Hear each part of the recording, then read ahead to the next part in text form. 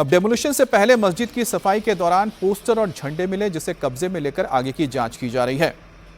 तो संभल का ये वो मस्जिद है जिसे कब्रिस्तान की जमीन पर अवैध कब्जा करके तैयार किया गया था। अब इसको लेकर जब कानूनी कार्रवाई हुई, अब इसे गिराया गया, तो अब इसके अंदर से आप देखिए कि पोस्टर मिले हैं और यहाँ पर आपको पुलिस अधिकारी हैं जिनके हाथ में आई लव मोहम्मद के पोस्टर मिले हैं।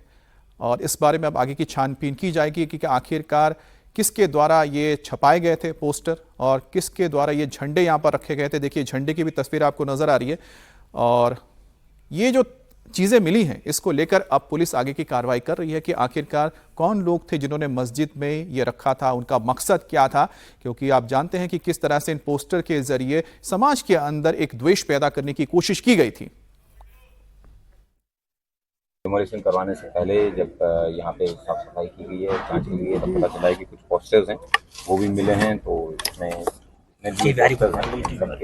लोगों ने छुपाए हैं और कौन कौन लोग इसमें इन्वॉल्व हैं तो खिलाफ कार्रवाई के लिए बताया गया है।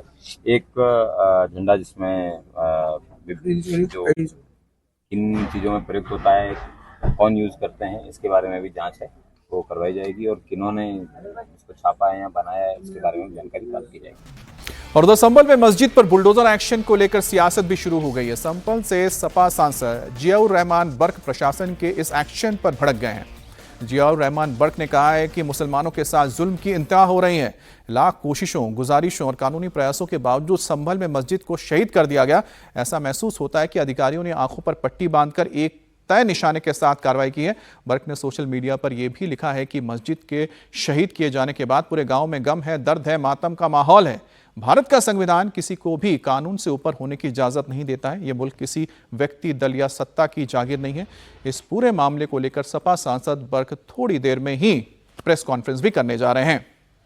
तो मुसलमानों के ऊपर जुल्म हो रहा है, अधिकारियों ने तय निशाने के तहत ये कार्रवाई की है, तो ये तमाम आरोप लगाए हैं। हालांकि प्रशासन ने संभल में जिस मस्जिद को मुस्तफा कादरी को गिराया गया है उसको लेकर भी पूरा मामला क्या है हम आपको समझा देते हैं। अब नखासा इलाके के केसरुआ गांव का यह मामला है। सरकारी जमीन पर यह मस्जिद बनाई गई थी।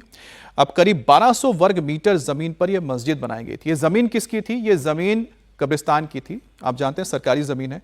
अब सरकारी जमीन में अवैध तरीके से करीब 1200 वर्ग मीटर जमीन पर यह मस्जिद बना दी गई थी जो कि अवैध था। अब इसको लेकर कानूनी कार्रवाई हुई। कानूनी कार्रवाई होने के बाद ही एक्शन लिया गया है, लेकिन आरोप लगाए जा रहे हैं प्रशासन के ऊपर।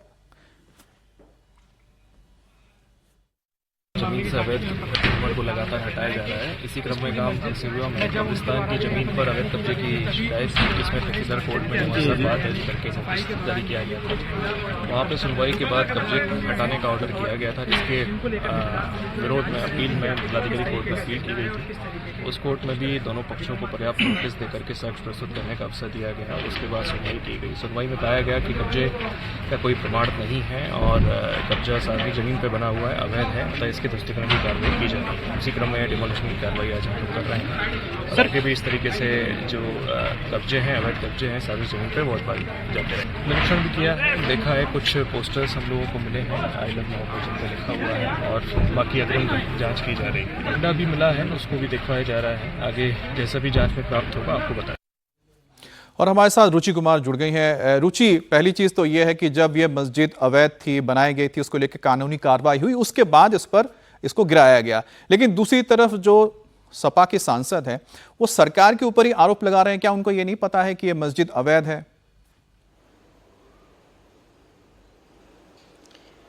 अगर देखिए प्रशासन की बात अगर हम माने तो प्रशासन ये बराबर कह रहा है कि ये पूरा मामला, ये पूरा विवाद पिछले काफ़ी दिनों से हमें चल रहा था और बार बार जो मस्जिद कमेटी है उसको नोटिस दिया जा रहा था कि अगर आपके पास आपके मस्जिद के कागज़ मौजूद हैं, ज़मीन पर आपका मालिकाना हक है, तो वो कागज़ आप प्रशासन पुलिस के सामने पेश कीजिए।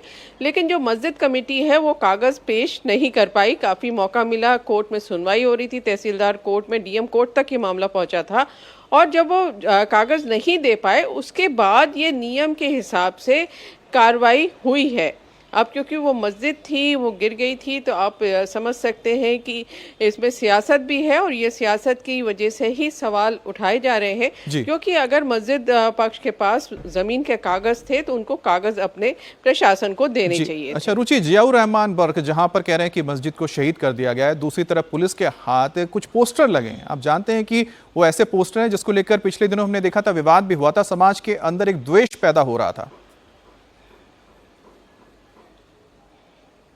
अब पुलिस इसकी जांच कर रही है कि ये जो आई लव मोहम्मद करके कुछ पोस्टर्स और कुछ झंडे वहां पर मिले हैं, वो वहां पर आखिर आए कैसे, वहां पे क्या हो रहा था, कौन लोग थे जिन्होंने लाके वहां पोस्टर रखा, मस्जिद के कुछ लोग इसमें शामिल थे या बाहर के लोगों ने ये काम किया, इस सब चीज़ों की पड़ताल पुलिस कर रही है। कल तो पुलिस प्रशासन का पूरी ताकत आप कह सकते हैं वो लगी हुई थी, क्योंकि वहां पर बुलडोजर एक्शन हो रहा था, मस्जिद गिराई जा रही थी।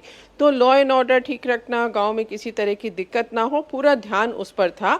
आसपास आज भी फोर्स वहां तैनात है कि किसी तरह से कानून व्यवस्था खराब ना हो, लेकिन पुलिस का कहना है कि इसकी जांच साथ साथ की जा रही है कि आखिर ये जो पोस्टर है, ये जो झंडा है, ये मस्जिद के अंदर आया तो आया कैसे और इसका मकसद क्या था, वहां पर क्या हो रहा था, ये सब जानने की कोशिश पुलिस अभी कर रही है। लेकिन फिलहाल कोई बड़ी जानकारी पुलिस के हाथ नहीं लगी है। अमित, ठीक है, बहुत बहुत धन्यवाद आपका ये जानकारी देने के लिए।